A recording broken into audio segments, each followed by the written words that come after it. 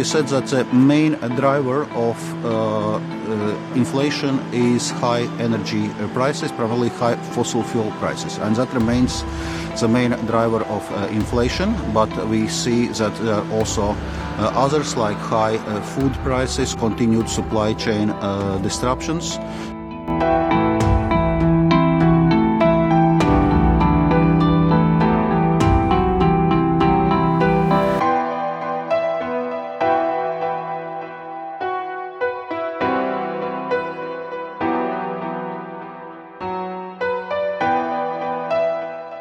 But it's a fact that inflation is already largely in Europe caused by energy prices. It was 42%, the energy inflation in our last figures.